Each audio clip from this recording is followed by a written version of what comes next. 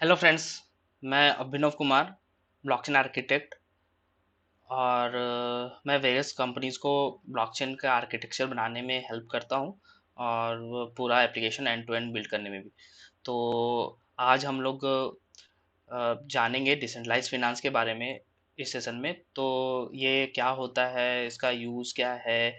बहुत ही अच्छा, बहुत ही आजकल बजवर्ड चल रहा है डिसेंट्रलाइज या डेफाई के बारे में। तो हम लोग इसके बारे में एंड टू एंड जानेंगे कि होता क्या है।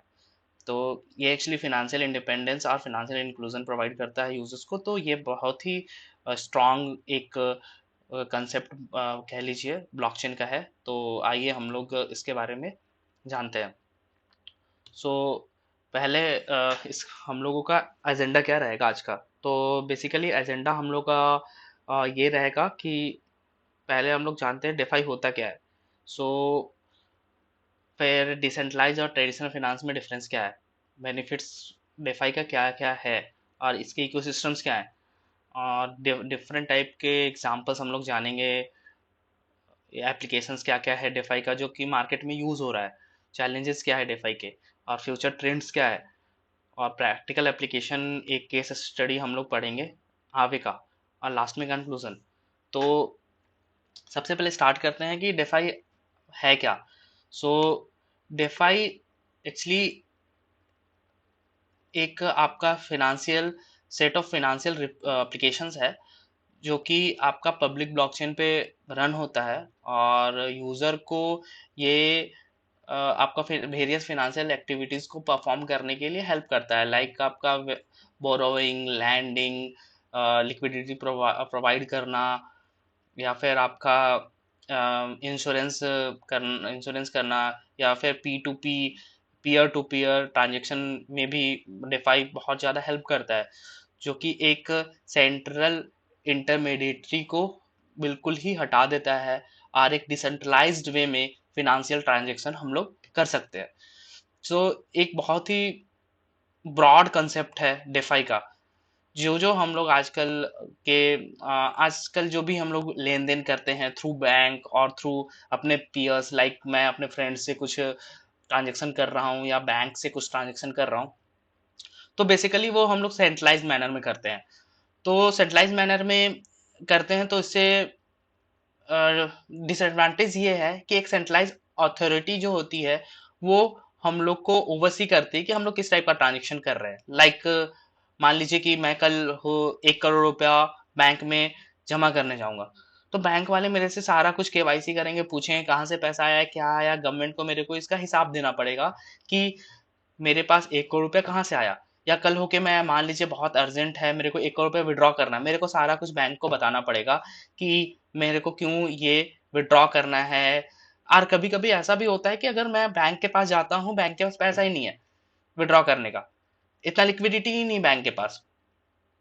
तो इन सब चैलेंजेस को हम लोग को फेस करना पड़ता है। अपना ही पैसा को हम लोग विड्रॉ नहीं कर सकते हैं, डिपॉजिट नहीं कर सकते बैंक में। हम लोगों को हर पॉइंट पे एक मतलब बैंक को ये बताना पड़ता है कि हम लोग के पास पैसा कहाँ से आया, क्या आया। तो ये सब जितनी भी चीजें हैं ना, ये सब चीजों को मिनिमाइज कर देगा आपका डिसेंट्रलाइज फिनांस। सो ये ब्लॉकचेन बैक्ड है, सो इम्यूटेबिलिटी रहती है इसकी, और ट्रांसपेरेंसी सिक्योरिटी भी है।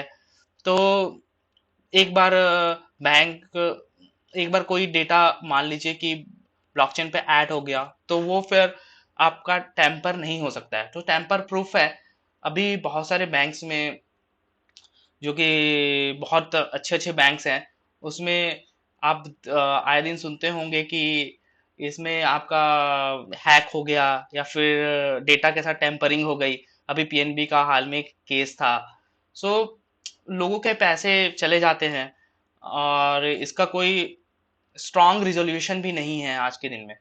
सो हम लोग डेफाई को यूज करके इन सब चीजों को मिनिमाइज कर सकते हैं, और एक डिसेंट्रलाइज्ड फिनांस का पूरा सिस्टम बना सकते हैं जो कि डेमोक्रेटिक होगा, लोगों का से होगा इसमें। तो ये चलिए अभी इसके आगे पढ़ते हैं हम लोग, और क्या क्या इसके वर्टिकल्स हैं और क्या क्या इसके यूज केसेस हैं। सो पर्टिकुलरली इसका दोनों में डिफरेंस क्या है ट्रेडिशनल और डिसेंट्रलाइज फाइनेंस में। एक सेंट्रलाइज, जैसा कि हम लोगों ने भी बात किया कि एक सेंट्रलाइज इंटरमीडिएटरी होता है ट्रेडिशनल में, और डिसेंट्रलाइज फाइनेंस में ये पूरी तरह से डिसेंट्रलाइज्ड है, और ये लिमिटेड एक्सेसिबिलिटी होता है। जैसे मान लीजिए कि ये आपको अगर पैसे ट्रेडिशनल फाइनेंस में आपको आना है तो आपको क्या क्या करना पड़ेगा, आपको केवाईसी कराना पड़ेगा, फिर बैंक वाले की मर्जी है कि वो आपका बैंक अकाउंट खोलेंगे, कितना पैसा डालेंगे, 10,000 लिमिट है, 1 लाख लिमिट है, सारा कुछ बैंक डिसाइड करेगी। किसको लोन देना है, किसको लोन नहीं देना है, कितना लोन देना है, ये सब कौन डिसाइड करता है, एक बैंक डिसाइड करती है। इसमें हमारा कोई से होता है क्या, नहीं होता है। तो एक लिमिटेड एक्सेसिबिलिटी होती है। और ये डिसेंट्रलाइज फाइनेंस ओपन एक्सेस है, कोई भी इसको एक्सेस कर सकता है अपने इंटरनेट के थ्रू। और इसमें हम लोग का से रहेगा, कम्युनिटी का से बेसिकली रहेगा कि किसको कितना लोन देना है, किसका कितना अच्छा। जैसे सिविल स्कोर हम लोग बोलते हैं ना, सिविल स्कोर बेसिकली बैंक वाले बनाते हैं, फिर भी सिविल स्कोर के बेस पे भी लोन नहीं मिलता है लोगों को, बहुत सारी दिक्कतें आती है। तो ये इस टाइप का एक स्कोर यहाँ पे मेंटेन होगा जो कि ट्रांसपेरेंट रहेगा। इससे कोई लेना देना नहीं है कि कितना बंदे के पास जो लोन लेने आया हुआ है, उसको उसकी बैकग्राउंड क्या है, नहीं है, लेना चाहिए नहीं। अगर आपका सब कुछ सही है तो आपको लोन मिलेगा डिसेंट्रलाइज फाइनेंस में। इसमें कोई सेंट्रल अथॉरिटी किसी की साइन की कोई जरूरत नहीं है, एकदम ट्रांसपेरेंट नहीं है हमारा जो अभी ट्रेडिशनल फाइनेंस है। और डिसेंट्रलाइज पूरी तरह से ट्रांसपेरेंट है।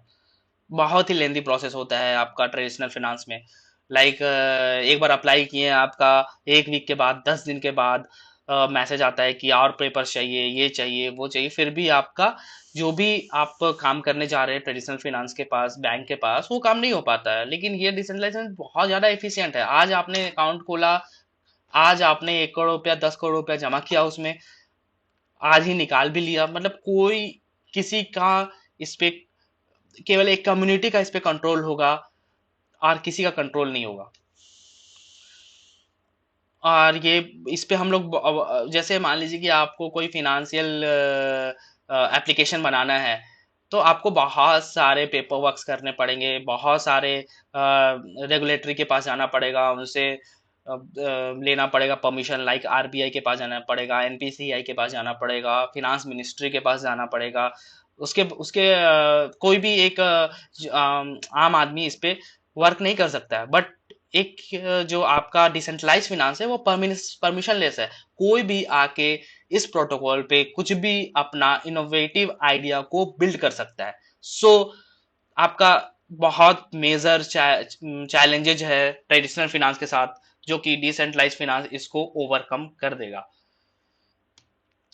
सो और क्या क्या बेनिफिट्स है तो हम लोग देख लेते हैं। एक्सेसिबिलिटी का तो है ही बेनिफिट, फिनेंशियल इंक्लूजन देता ही है ये डेफाई, ट्रांसपेरेंसी है इसके पास, सिक्योरिटी है इसके पास, इंटर ऑपरेबिलिटी भी है। एक एक के बारे में हम लोग डिटेल में अभी पढ़ेंगे क्या क्या है ये सब टर्म्स। सो प्रोग्रामेबिलिटी भी कर सकते हैं इसमें, इल्ड अपॉर्चुनिटी है, परमिशनलेस इनोवेशन है। सो ओवरऑल इसके पास जो जो आज के दिन में ट्रेडिशनल फाइनेंस के पास जो जो डीमेरिट्स है, ड्रॉबैक्स है, सारे को ये ओवरकम कर देता है हमारा डिसेंट्रलाइज फाइनेंस। सो एक्सेसिबिलिटी बेसिकली होता क्या है, तो एक्सेसिबिलिटी का मतलब होता है कि कोई भी एक्सेस कर सकता है इजिली। इसमें किसी की परमिशन की ज्यादा जरूरत नहीं होती है। आप कोई भी सा भी डिसेंट्रलाइज फाइनेंस जस्ट एक अकाउंट उसमें बना के, और एक वॉलेट से, डिसेंट्रलाइज वॉलेट से हम लोग कनेक्ट करके उसका, उसके चीजों को, उसके फीचर्स को हम लोग यूज कर सकते हैं। ठीक है, तो ये बहुत ज्यादा एक्सेसिबल है, और इससे क्या होगा ना, फिनेंशियल इंक्लूजन भी बहुत ज्यादा आ जाएगा। लाइक कि अगर मान लीजिए कि इंटरनेट एक्सेस कहीं पे है किसी गांव में, सुदूर गांव में, लेकिन उनके पास बैंक एक्सेस नहीं है। कुछ हद तक फाइनेंशियल इंक्लूजन आया है, बट फिर भी ये 100% नहीं है। अफ्रीकन कंट्रीज में अभी भी फाइनेंशियल इंक्लूजन नहीं है, बट ये डेफाई के आने के बाद सारे लोग फाइनेंस के साथ जुड़ जाएंगे, और फिर ग्रोथ जो होगा मल्टीफोल्ड होगा। सो बहुत ज़्यादा एक्सेसिबल है ये लोगों के लिए। जैसा कि अभी बात की हम लोग फिनेंशियल इंक्लूजन के बारे में। सो फिनेंशियल इंक्लूजन का बेसिकली मतलब ये होता है कि सारे लोग एक मेन स्ट्रीम फिनांस के साथ जुड़ जाएं। लोगों का भी लोग फिनांशियल लोग इसमें पार्टिसिपेट करे, फिनांस में पार्टिसिपेट करे। जैसे बहुत सारे लोगों के पास बैंक अकाउंट ही नहीं होता, वो फिनांशियली पार्टिसिपेट ही नहीं कर पाते, जिसके कारण वो जैसे जिस अवस्था में अभी रहते हैं वैसे ही वो फर्दर भी रहने पे मजबूर हो जाते हैं। लेकिन फिनेंशियल इंक्लूजन होने के बाद क्या होगा कि वो अपना कुछ भी चलाना होगा, कुछ भी फिनांस से रिलेटेड कुछ भी उनको चाहिए होगा तो उनको हमेशा हेल्प मिल जाएगी इससे। लैंडिंग हो की, बोरोइंग की, लिक्विडिटी प्रोवाइड की, तो ये बहुत ही अच्छा टूल है डेफाई। ट्रांसपेरेंसी तो बहुत 100% ट्रांसपेरेंट है ये सिस्टम। आप कभी भी कहीं भी किसी का भी जो भी यहाँ पे चल रहा है सब ट्रैक कर सकते हैं आप। सारा ओपन सोर्स है, सारा लोगों के पास है। आप यहाँ पे कोई टेम्पर नहीं कर सकता डेटा के साथ। सो ये बहुत ही ज्यादा ट्रांसपेरेंट है। सिक्योरिटी, ऑब्वियसली सिक्योरिटी ही सबसे बड़ा कंसर्न था आपका ट्रेडिशनल के साथ, फाइनेंशियल सिस्टम के साथ, जो कि अभी डिसेंट्रलाइज, जैसे कि जो हम लोग जानते हैं कि डिसेंट्रलाइज फाइनेंस जो है वो आपका ब्लॉकचेन टेक्नोलॉजी पे बेस्ड है। सो ये बहुत ही रोबस्ट सिक्योरिटी फीचर प्रोवाइड करता है क्रिप्टोग्राफिक इंक्रिप्शन करके। और डिसेंट्रलाइज कंसेंसस मैकेनिज्म होता है बेसिकली। कंसेंसस मैकेनिज्म और क्रिप्टोग्राफिक इंक्रिप्शन हम लोग जब ब्लॉकचेन या बिटकॉइन के बेसिक्स के बारे में पढ़ेंगे तो हम लोग पढ़ सकते हैं। बट अभी के लिए इतना जान जाइए कि क्रिप्टोग्राफिक इंक्रिप्शन और कंसेंसस मैकेनिज्म के थ्रू ये बहुत ही रोबस्ट आपका सिक्योर हो जाता है। ये कोई भी डेटा के साथ टैंपर नहीं कर सकता है। अगर मान लीजिए कोई नया डेटा कोई डेटा को डिलीट करना है, अपडेट करना है, तो एक नया ब्लॉक ऐड करना पड़ेगा। आप पेरेंट डेटा के साथ कोई टेम्पर नहीं कर सकते हैं। सो बहुत ज्यादा सिक्योर है ये। तो इससे क्या होता है कि लोगों का इस बिलीव भी बढ़ता है। फिनेंशियल आज के दिन में हम बैंक में पैसा डालने पे लोगों को डर लगता है कि बैंक कभी डूब ना जाए। ठीक है, यूएस में बहुत ज्यादा ही बैंक के साथ लोगों का इशू चल रहा है। अभी आए दिन बैंक ही बंद हो जा रहा है, तो फिर सिक्योरिटी बहुत बड़ा मेजर कंसर्न है लोगों का। और ये ब्लॉकचेन प्रोवाइड करता है। इंटर तो इंटर क्या होता है कि जैसे मान लीजिए कि दो दो फिनेंशियल सिस्टम है, दोनों को एक दूसरे के साथ बात करना है। ठीक है, तो दोनों एक दूसरे के साथ इंटरेक्ट करके और इंटीग्रेट करके लोगों को नए नए फाइनेंशियल सिस्टम प्रोवाइड कर सकते हैं, जिससे कि जैसे कि मान लीजिए कि एक लैंडिंग का कोई सिस्टम है, ठीक है, और एक लैंडिंग बोरोइंग का सिस्टम है, ठीक है, और एक लिक्विडिटी प्रोवाइड करने वाला सिस्टम है। दोनों एक दूसरे के साथ इंटीग्रेट और इंटरेक्ट होंगे तभी लोगों तब और ये जो डेफाई सिस्टम है ना वो दोनों को बहुत अच्छे से इंटीग्रेट कर देता है। मान लीजिए कि हम लोग अभी यूपीआई के बारे में पढ़ते हैं। यूपीआई बहुत ही ज्यादा इंटर ऑपरेबल है। इंटर ऑपरेबल कहने का मतलब होता है कि हम लोग मल्टीपल सिस्टम बना सकते हैं और वो एक दूसरे के साथ बात कर सकते हैं। और वही सिस्टम, लेकिन यूपीआई के साथ चैलेंज सबसे बड़ा क्या है कि एक ब्लॉकचेन पे नहीं है। ठीक है, ट्रांसपेरेंट नहीं है, इतना सिक्योर भी नहीं है, बट इंटर ऑपरेबल है।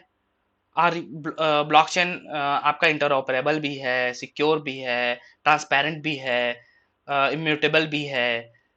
तो ये सब चीजें हैं जो कि डेफाई को बहुत ज्यादा ही स्ट्रांग बनाती है। और प्रोग्रामेबिलिटी, इस पे हम लोग बहुत सारे प्रोग्राम लिख के नए नए इनोवेशन कर सकते हैं। ट्रेडिशनल फिनेंस पे ज्यादा लिमिटेड इनोवेशन के चांसेस हैं। स्मार्ट कॉन्ट्रैक्ट होता है, स्मार्ट कॉन्ट्रैक्ट जो डेफाई में स्मार्ट कॉन्ट्रैक्ट होता है जो कि आपका जो हम लोग फिनेंशियल प्रोसेसेस है उसको इजीली कर सकते हैं कैरी आउट। तो इंटरमीडिएटरी होता नहीं है इसमें। ट्रेडिशनल फिनेंस में इंटरमीडिएटरी बहुत सारे होते हैं, तो उनसे हम लोगों को परमिशन लेना पड़ता है कुछ भी उस पर ऑपरेट करने के लिए। सो इट्स बहुत ही अच्छा है। सो अब इल्ड अपॉर्चुनिटी क्या होता है बेसिकली? तो इल्ड अपॉर्चुनिटी क्या होता है कि मान लीजिए आपके पास वेरियस आपका आपके पास बहुत सारे पैसे रखे हुए हैं जिसका ज्यादा आपको अभी यूज नहीं है। तो आप क्या कीजिए, उसको उसको लैंडिंग कर सकते हैं आप, किसी को उधार देना तो लैंडिंग कर सकते हैं, स्टेकिंग कर सकते हैं, लिक्विडिटी प्रोवाइड कर सकते हैं दूसरे को, और इल्ड फार्मिंग भी कर सकते हैं। चलिए ये इन सब बहुत बड़े बड़े टर्म्स हैं, इन सब का मतलब हम लोग समझते हैं एक एक करके। बेसिकली इन सब का एक ही समरी है कि आप लोग इससे इंटरेस्ट, जो कि इंटरेस्ट और रिवॉर्ड जो होता है ना वो ले सकते हैं। लेंडिंग, लेंडिंग का मतलब कि आप किसी को उधार दे सकते हैं। पी टू पी लेंडिंग का प्लेटफॉर्म बहुत सारे हैं। पी टू पी कहने का मतलब पीयर टू पीयर, मेरे को किसी को चाहिए पैसे और किसी को पैसे देने हैं, तो दोनों के बीच में अभी के सिस्टम में ऐसा नहीं होता है। अभी के सिस्टम में क्या होता है कि मैं बैंक के पास जाऊंगा, बैंक में डिसाइड करेगी 6% देना है, 7% देना है, 8% देना है, ठीक है। पी टू पी नहीं है ना। जैसे कि मान लीजिए कि मेरे को किसी को एक दिन के लिए उधार देना, मैं क्या क्या कर सकता हूँ? कोई ऐसा सिस्टम तो है ही नहीं। लेकिन यहाँ पे प्रोवाइड होता है, 1 घंटे के लिए भी आप अपने पैसे को लेंड कर सकते हो, ऊपर से आपके मन मर्जी के इंटरेस्ट पे। मान लीजिए किसी यूजर को बहुत ज्यादा अर्जेंट नीड है पैसे की, वो 20% भी देने को तैयार है, ठीक है, 20% भी देने को तैयार है। अब बैंक के पास जाएगा, बैंक वाला 10 दिन लगा देगा, उसको पैसे नहीं मिलने। लेकिन यहाँ पे क्या होगा, कितने लोगों के पास तो पैसे पड़े हुए हैं, उसके पास अपॉर्चुनिटी आई, रिक्वेस्ट आया कि भैया मैं 20% देने को तैयार हूँ अपने पैसे, मेरे को पैसे चाहिए, 10 लाख रुपए चाहिए मेरे को, 20% मैं इंटरेस्ट देने को तैयार हूँ 1 महीने के लिए। किसी के पास पैसे पड़े हुए हैं, वो तुरंत उसको दे देगा 20%, उसको इंटरेस्ट मिल जाएगा। स्टेक कर सकता है बंदा। स्टेक करने से फायदा क्या होगा कि जो जिसका जिसका भी क्वाइन है ना, उसके पास बहुत ज्यादा लिक्विडिटी हो जाएगा, और उस लिक्विडिटी का यूज करके बहुत सारी चीजें, जो क्वाइन जिनके जिनका है वो बहुत सारी चीजें बना सकते हैं। सो स्टेकिंग का भी बहुत अच्छा ऑप्शन है। बेसिकली ये सब क्या है, एक इंटरेस्ट और रिवॉर्ड सिस्टम ही है, जो कि हमारे ट्रेडिशनल फिनेंस में नहीं मिलता है हम लोगों को। जितना इन्फ्लेशन है उतना ही तो आपका, उससे कम ही हम लोग को इंटरेस्ट मिलता है। तो क्या मतलब है इसका? सो इल्ड अपॉर्चुनिटी बहुत ही अच्छा एक कंसेप्ट है डिफाई का। और हम लोग तो बहुत देर से भी बात कर रहे हैं, अभी परमिशनलेस इनोवेशन तो है ही है। आपको किसी से परमिशन लेने की जरूरत है नहीं इनोवेट करने की, तो बहुत ही परमिशन ले चाहिए। और डेफाई इकोसिस्टम के बारे में बात करते हैं, तो अभी कौन कौन सा क्या क्या इकोसिस्टम है डेफाई के अराउंड। सो डिसेंट्रलाइज एक्सचेंज बेसिकली हम लोग बना सकते हैं। डिसेंट्रलाइज एक्सचेंज करने का मतलब होता है कि किसी को मान लीजिए कि रुपीज है, रुपीज डॉलर का एक्सचेंज है। अभी भी बहुत सारे एक्सचेंजेस होते हैं, सेंट्रलाइज एक्सचेंजेस होते हैं। तो इसमें क्या होता है ना, एक सेंट्रल अथॉरिटी आपको कमीशन लेती है, पैसा लेता है, ठीक है। कि ट्रेडिंग करने जब जाते हो आप एक्सचेंजेस में, तो सेंट्रल अथॉरिटी आपको पैसा लगता है। लिमिट भी सेट करके रखे रहते हैं वो लोग कि इतने से ज्यादा से लिमिट आप विड्रॉ नहीं कर सकते हो, इससे ज्यादा लिमिट का आप ट्रेड नहीं कर सकते हो, KYC 2 कराना पड़ेगा, KYC 3 कराना पड़ेगा, KYC 4 कराना पड़ेगा। लेकिन डिसेंट्रलाइज एक्सचेंजेस के साथ ऐसा नहीं है। डिसेंट्रलाइज एक्सचेंजेस के साथ आप, अगर लिक्विडिटी है मार्केट में, तो आप उसके साथ ट्रेड कर सकते हो लिमिटलेस, कोई लिमिट नहीं है। और लैंडिंग बोरोइंग प्लेटफॉर्म हम लोग डेफाई पे बना सकते हैं, अभी ही बात किया था हम लोगों ने। स्टेबल कॉइन्स बनाया जा सकता है। स्टेबल कॉइन्स का मतलब होता है कि जो कि एक नेटिव करेंसी करेंसी के साथ बैक्ड रहता है, लाइक आपका यूएसडीटी, यूएसडीसी। तो ये सब यूएस डॉलर के साथ बैक्ड है। जैसे मान लीजिए कल होके मेरे को, मैं एक बना दूंगा जो रुपीज पे बेस्ड है, ठीक है, तो स्टेबल कॉइन रुपीज का हो जाएगा। यील्ड फार्मिंग, लिक्विडिटी माइनिंग भी कर सकते हैं हम लोग इस पे। यील्ड फार्मिंग के बारे में अभी बात किया हम लोगों ने। डिसेंट्रलाइज इंश्योरेंस का भी एक इकोसिस्टम बनाया जा सकता है डेफाई पे। अभी के इंश्योरेंस सिस्टम में बहुत होता है, अगर आप क्लेम करने जाओगे तो आपको वेरियस डॉक्यूमेंट्स देना पड़ेगा। फिर आपके एक सेंट्रलाइज अथॉरिटी होगी, वो डिसाइड करेगी कि आपको कितना इंश्योरेंस देना है नहीं देना है। यहाँ पे तो एक जस्ट एक स्मार्ट कॉन्ट्रैक्ट लिखा हुआ रहेगा। आपको डॉक्यूमेंट्स मांगा जाएगा, आप डॉक्यूमेंट्स फिल कीजिए, सारे मैच हो जाता है, तो उसमें सारे टर्म्स लिखे हुए होंगे स्मार्ट कॉन्ट्रैक्ट में कि इतने डेज के बाद इतना आपको क्लेम मिलेगा, इतने डेज के बाद इतना क्लेम मिलेगा। कोई सेंट्रल अथॉरिटी नहीं, तुरंत तुरंत सारा कुछ एग्जीक्यूट होगा और आपके अकाउंट में तुरंत पैसे आ जाएंगे। सो कितना अच्छा सिस्टम बन जाएगा डिसेंट्रलाइज पूरे फिनांस का। और इंश्योरेंस, आज जो सेंट्रलाइज इंश्योरेंस है वो कितना टफ है, लोगों को क्लेम करने में एक हालत खराब हो जाता है। तो ये एक डेफाई का बहुत ही अच्छा यूज केस है। सो असेट मैनेजमेंट, हम लोग डिसेंट्रलाइज असेट मैनेजमेंट भी इसी को बहुत सारे जो कि आजकल एप्लीकेशन बन रहे हैं डिसेंट्रलाइज असेट मैनेजमेंट का, तो ये भी बहुत ही अच्छा फीचर है। तो देखते हैं एग्जांपल्स क्या क्या है। अभी यूनिसेफ, यूनिसेफ क्या है कि आपका ये ERC-20 टोकन्स, चलो ERC-20 टोकन्स के बारे में हम लोग डिटेल में पढ़ेंगे आगे, बट एक सिंपल सा मैं एनालॉजी से समझाता हूँ कि ERC टोकन्स होते क्या है। तो ERC-20 टोकन्स एक बेसिकली कॉइन और टोकन दो चीजें होती है। तो टोकन्स होता है बेसिकली एक स्पेसिफिक यूज के लिए, जब आप कुछ चीजें लेते हैं ना तो उसको टोकन्स बोलते हैं। लाइक सोडेस्को का जो कूपन्स होता है उसको, वो टोकन है बेसिकली, वो एक स्पेसिफिक यूज केस के लिए चीजें बनाई गई है। जैसे कि मान लीजिए कि आप कोई वाटर पार्क जाते हो, या फिर आप कोई रेस्टोरेंट जाते हो, या फिर पेटीएम का मनी ले लीजिए आप। ठीक है, पेटीएम पेटीएम मनी का आप कोई स्पेसिफिक यूज ही कर सकते हो। आप उसको कहीं और यूज नहीं कर सकते। जहां जहां पेटीएम एक्सेप्ट होगा वहीं पेटीएम का आप यूज कर सकते हो। वो एक नेटिव करेंसी जैसा यूज नहीं कर सकते हो आप। नेटिव कॉइन जैसा यूज नहीं कर सकते, रुपीज जैसा यूज आप कभी नहीं कर सकते हो। सो ये क्या प्रोवाइड करता है कि जो जो ERC-20 एक स्टैंडर्ड होता है, उसके ऊपर जितने भी को टोकन्स बने हुए हैं उन दोनों में आप स्विच कर सकते हो। जैसे कि मान लीजिए सोडेस्को और पेटीएम का जो कॉइन है, दोनों एक सिमिलर आपके स्टैंडर्ड पे बना हुआ है, तो आप पेटीएम मनी से आप क्या कर सकते हो, सोडेस्को का एक्सचेंज कर सकते हो।